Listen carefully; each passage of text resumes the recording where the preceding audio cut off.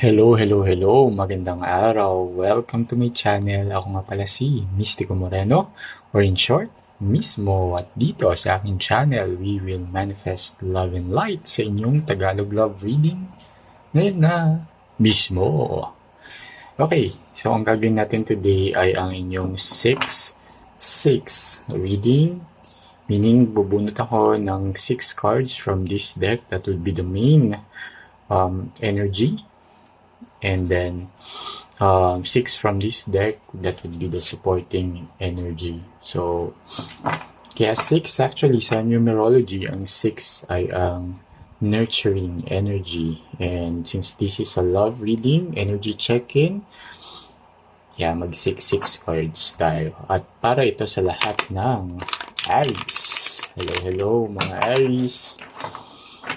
Yan. So, bubunot ako ng card from this deck. Habang binabalasa ko to, gusto kong magpasalamat sa lahat ng Aries na patuloy na sumusuporta sa Mystico Moreno channel. Thank you so much po. Sobrang appreciated ang inyong support. Please continue to support my channel by liking this video, writing a comment sa baba, lalo na kung nag-resonate yung reading. And sa mga bago, sana supportan nyo rin po by subscribing to my channel. Maraming salamat. Okay, simulan na natin.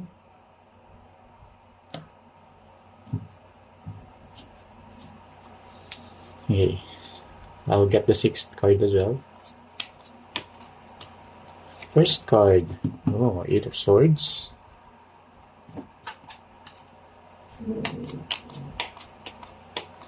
Second card, 8 of Cups. Ooh.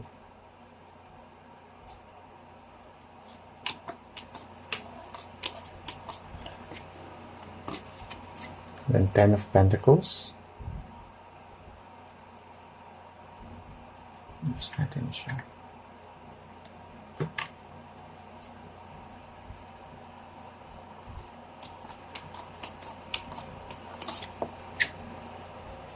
Two of Cups.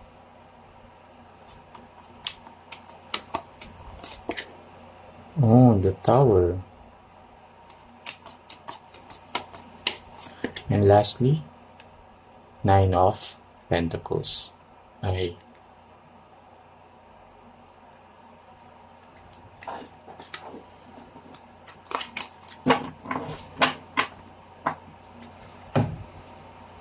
Then I'll get 6 cards from this deck. Habang binabalasa ko, gusto ko lang i-remind ang lahat that this is a collective reading. So it may or may not resonate with everyone. Kapag hindi nag-resonate, huwag pilitin. Abangan nyo na lang po yung mga susunod ko pang love reading. Ibig na sabihin, hindi ko nasagap ang energy nyo ngayon. Or, panoorin niyo yung mga past videos na post ko na. Baka isa doon ay mag-resonate sa inyo dahil ang tarot at oracle reading naman talaga ay timeless. Or better yet, book a personal reading para mas nakatune sa energy ninyo yung reading. Sige. Okay.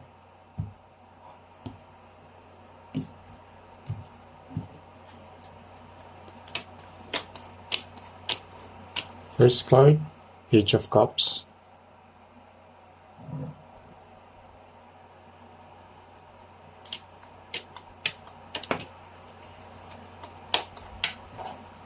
Second card, Three of Cups.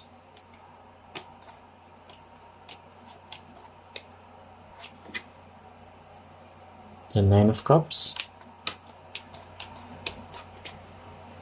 9 of Wands. 7 of Swords. And last, the Hanged Man. Okay. Adjust ko ng konti ang camera. Yan. Okay, so you have the Eight of Swords, Eight of Cups, Ten of Pentacles, Two of Cups, the Tower, and Nine of Pentacles as your main energy check-in.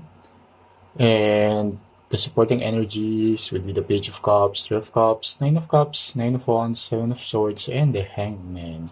Okay, you might be dealing with an Aries as well, or Pisces, but doesn't have to. Yun lang yung strong energy na nasasagap sa reading na to. Okay? And check nyo na lang din yung person ninyo if yun yung placements nila sa kanilang Moon, Venus, and Rising.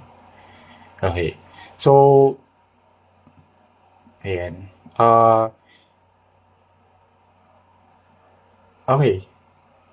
So, you and your person at the moment, okay, with the Eight of Swords here,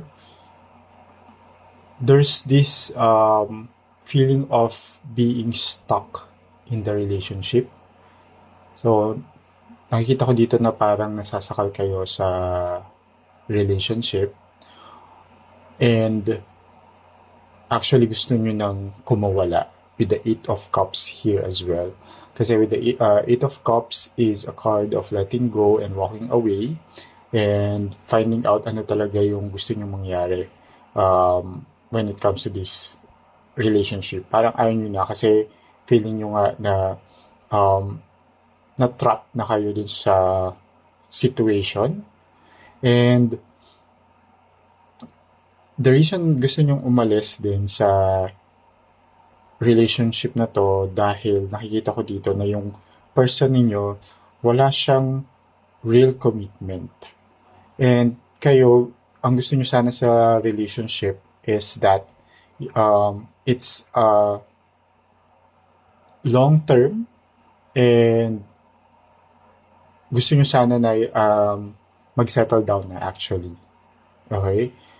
Dahil mahal nyo yung tao. Sobrang mahal nyo siya. And to the point nga na gusto nyo na ng na mag-settle down kayo together. Okay? However, hindi nga siya, nakikita ko dito yung person niya, hindi siya fully committed or hindi yun yung relationship goals niya. Parang sa kanya, at the moment, okay siya na in relationship kayo, pero pag-usapang mga long-term na or ano na yung mga next plans or pag napapag-usapan nyo din yung pagsisettle down, medyo hindi siya into it. And na-feel mo naman yun, some more, there's, I can see na, yun nga, parang stuck na kayo dun sa situation na, okay, hanggang dito na lang tayo. Hindi na tayo magpo-proceed, hindi na tayo mag-move forward. And walang kaplano-plano, hindi pinagpaplanuhan or pinaghahandaan yung mga future na kaganapan sa relationship, which is hindi yun yung perspective niyo pagdating sa relasyon. Kaya gusto mo nang kumawala and there will be a tower moment between the two of you. So, meaning may sudden change, merong revelation na mangyayari. There would be some sort of separation between the two of you. And mainly because yun nga, you really want to walk away from the relationship. And after that, you will feel the sense of freedom once naka-exit ka na sa relationship with the Nine of Pentacles card. Okay? And nakita ko dito bakit hindi siya fully committed is merong immaturity dito sa person ninyo. Okay? With the Page of Cups here, hindi siya fully emotionally invested. May actually emotionally mature pa siya. Gusto lang niya na nandun lang kayo sa happy part of the relationship, yung sensuality, physical intimacy lang. Pero pag yung talagang overall intimacy, hindi na siya nag-fully commit on it. Okay? And some more with the Nine of Wands dito and the Seven of Swords. So si Nine of Wands is guarded guarded talaga siya lalo na pag usapang deeper connection, intimacy, or settling down. Medyo guarded siya. And actually, meron nga ding deception na nangyayari with the Seven of Swords here. I can also sense para sa iba sa inyo, may cheating na naganap. For others, may mga deception na alam mo yun, yung sinasabi na, okay, sige, gagawin natin ng paraan, okay, sige, darating din tayo dyan, pero pag dumating na dun sa point na yun na kailangan na nga pag-usapan or talaga mag-proceed na to the next level or to settling down, hindi na nangyari. So, yun, that's also kind of deception, di ba? Na parang pinaasa ka na, ay, magko-commit pala, ay, gusto pala ng long term and gusto pala mag-settle down, pero hindi pala. Okay? That's why, with the hangman here, there's a lot of uncertainty when it comes to this person. So, here, that's what's going on with your person. Ang dami niyang uncertainties, hindi siya sigurado, very emotionally immature. That's why na-stuck kayo dun sa situation between the two of you na, ay, hindi, hanggang dito na lang muna tayo. Okay, hindi tayo magsisettle down. Let's just enjoy. Parang gusto niya po, enjoy lang. Pero pag nagiging seryoso na nga yung relationship, lalo na when it comes to the overall intimacy, nagde-detach siya. And that's why you wanted to exit the relationship, and it will happen soon once you fully decided, and it will give you the freedom that you've been looking for. Okay? So, ayan, sana nakatulong itong reading na to. Use this reading with discernment. Huwag mag-rely sa tarot. This is just a guide. Nasa inyo pa rin yung inyong kapalaran. You always have your free will to do what you need to do. Okay? So, ayun. So, sana nakatulong itong reading. Abangan nyo na lang ulit yung susunod ko pang love reading. Dito lang sa aking channel. Ako si Mystico Moreno. Or in short, mismo. Kita Gits. Ingat!